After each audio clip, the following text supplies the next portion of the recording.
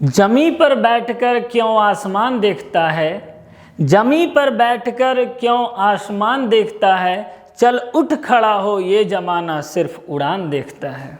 स्वागत है आप सभी का हमारे YouTube चैनल में।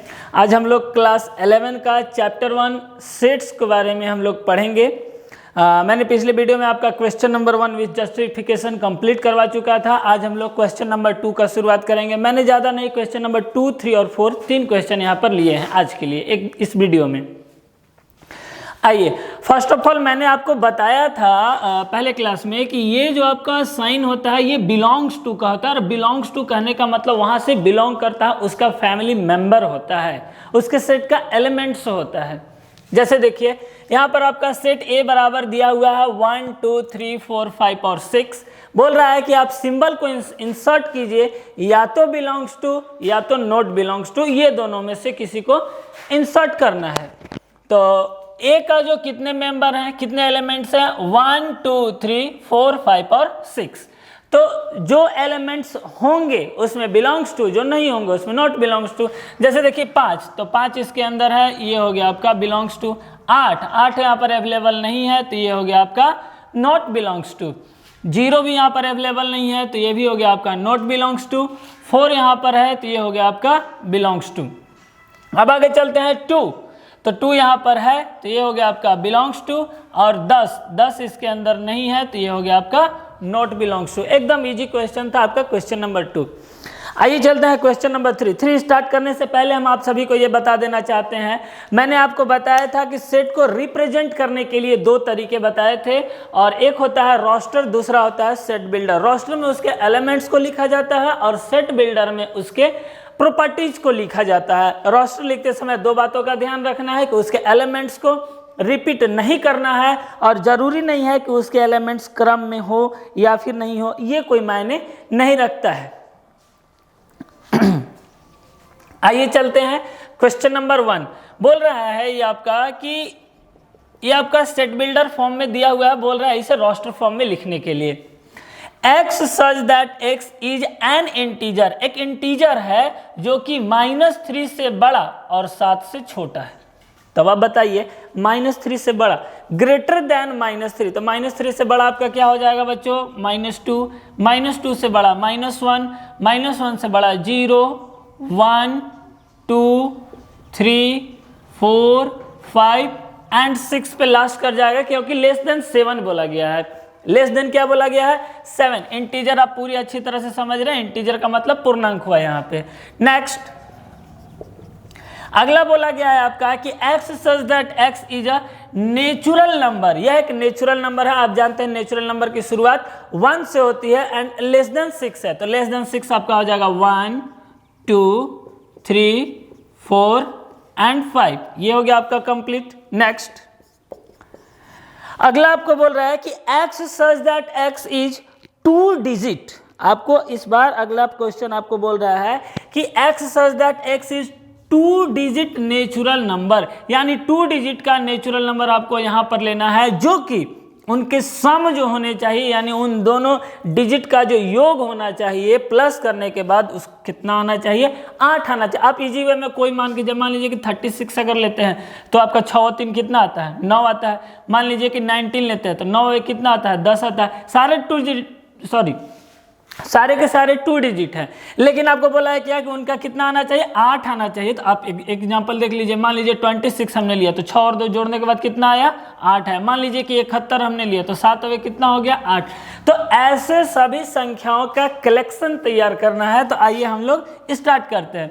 तो स्टार्टिंग आपका कितना से हो जाएगा, अब देखिए एक रोटेशन एक लाइन से चलेंगे तो आपको लिखना आसान होगा। जैसे मान लीजिए 1 से शुरू किए तो 1 7, 2 से होगा तो 2 6 26, फिर आगे चलेंगे तो हो जाएगा आपका 3 5, फिर आगे चलेंगे तो 4 4 44, फिर आगे चलेंगे यह आपका 5 3, सारे के सारे 2 डिजिट नंबर है।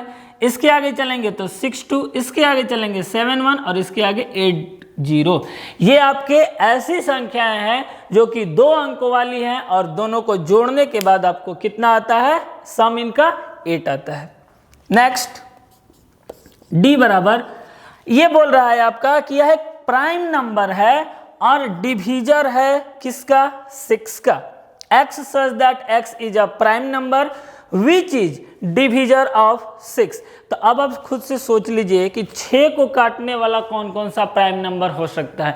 तो प्राइम नंबर शुरुआत कितने से होती है? 2 से। तो 2 6 को ऑलरेडी कट करेगा तो आपका हो गया 2 के आगे अगर आप चलते हैं तो 3 भी 6 को डिवाइड कर देगा, 3 से 6 आपका कट जाएगा।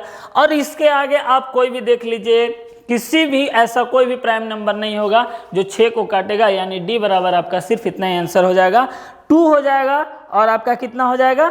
3।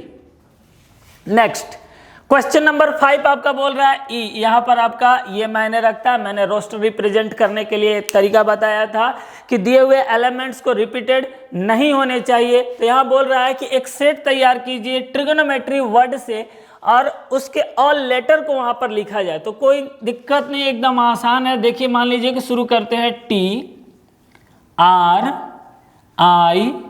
TRIGN, या जी के बाद पहले लिख लेंगे हम लोग O, फिर उसके बाद N। अब देखिए यहाँ पे आपका O दोबारा आ गया, O हमारा ऑलरेडी लिखा हुआ था तो O दोबारा लिखने की कोई जरूरत नहीं है। फिर आगे चलेंगे M, फिर है आपका E, फिर T। तो T हमारा ऑलरेडी है, कंप्लीट है, उसको भी छोड़ दिए। R भी है, लास्ट में हमारा चला गया Y। ये हो गया आपका ट्रिगोनोमेट्री का सेट तैयार।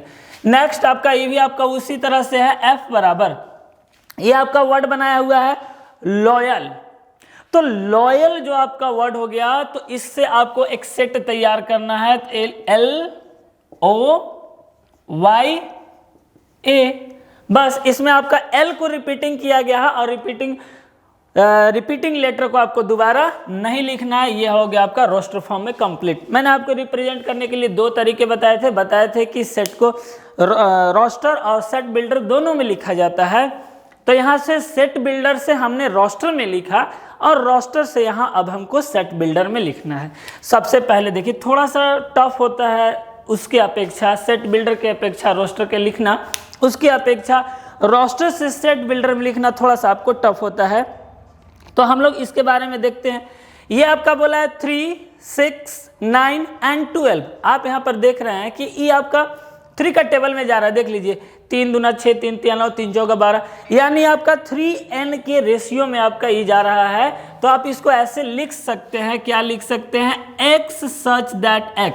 आप देख लीजिए यहाँ पर क्या क्या आपका जा रहा है। तो 3n, जैसे मान लीजिए n के जगह पर 1 रखिएगा तो 3 एकम 3, n के जगह पर 2 रखिएगा तो 3 दूना 6, मान लीजिए n के जगह पर 3 रखेंगे। तो उसी तरह से हम लोग क्या करते हैं, x such that x, ये आपका हो जाएगा कितना?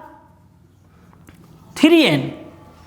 तो 3n मान लीजिए कि n के जगह पर, तो यहाँ पर हम लोग लिखते हैं एंड जो n का जो वैल्यू आएगा वह आपका 1 से शुरू होगा। तो 1 से शुरू होगा यानी 1 के इक्वल भी रहेगा और 1 से बड़ा भी जाएगा। तो कहाँ तक जाएगा?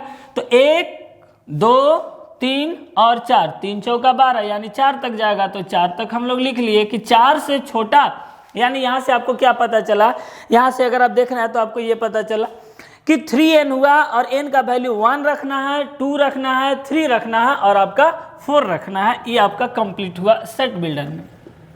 उसी तरह आप अगला क्वेश्चन देख सकते हैं। ये आपका कितना हो जाएगा? 2, 4, 8, 16, 32। ये आपका पावर में जा रहा है, आप एक तरीके से देख सकते हैं। जैसे 2 का पावर 1 करते हैं तो 2 का पावर 2 करते हैं तो आपका आता है 4, 2 का पावर 3 करते हैं तो आपका आता है 8।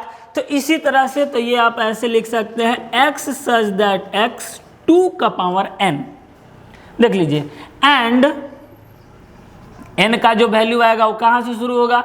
1 से स्टार्ट होगा। देख लीजिए 2 को 1 बार करेंगे तो 2 बार करेंगे तो 4, 3 बार करेंगे तो 8, 4 बार करेंगे तो 16 और 5 बार करेंगे तो 32, यानी 1 से लेकर के कहाँ तक आपके जाने चाहिए?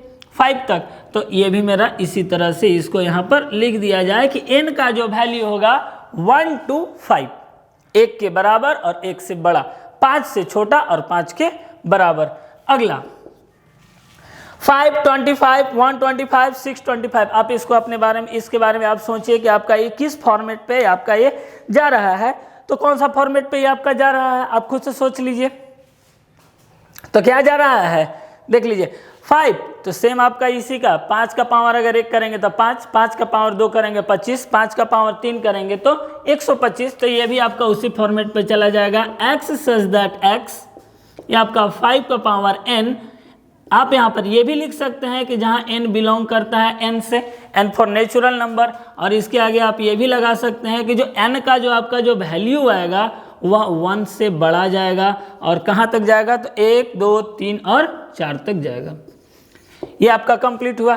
अगला आपको क्वेश्चन नंबर 4 आपको सबसे इजी आपको दिख रहा होगा। क्वेश्चन नंबर 4 है 2 है 4 है 6 है, ये आपको इवन इंटीजर दिख रहा होगा, इवन, या फिर आप इसको इवन नेचुरल नंबर भी आप इसको लिख सकते हैं। तो आप इसको एकदम आसान तरीके से लिख सकते हैं। क्या लिख सकते हैं कि x such that x is an even